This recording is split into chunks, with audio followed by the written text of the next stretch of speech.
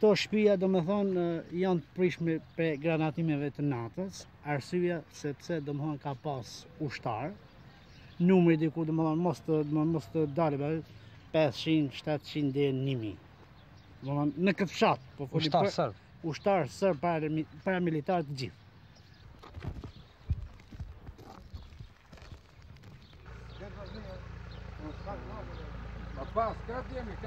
Ç'është keni me abo?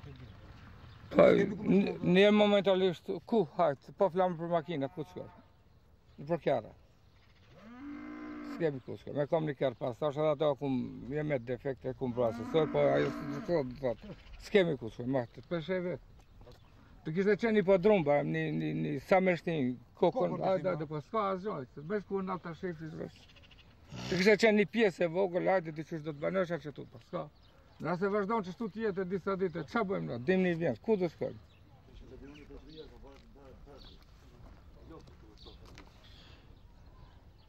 E ka bombarduar nata, e ka bombarduar, po na mirë e kemi prit bombardime natës për arsye që të largohet okupatori se neve na ka bën çeto ajt, për natës nuk e kemi prit që nata na ka bën neve, por nata neve na ka pështu.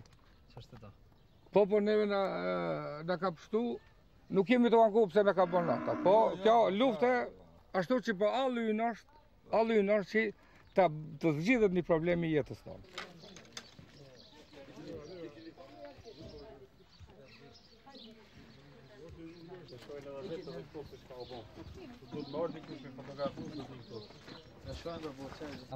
Jo, jena ardhë nga Shqipëria, nga Lushnja, drejtim këtu në fshatin, tonë poslisht, por jemi ardhë këtu, kemi pru të robat, pastaj do të nisim në drejtim Kojshisa, po ndoj shokit, do i shkojmë në vend të pasur ku është, do në ndihmojnë, se shpinë me themel, rafshi kemi me themel.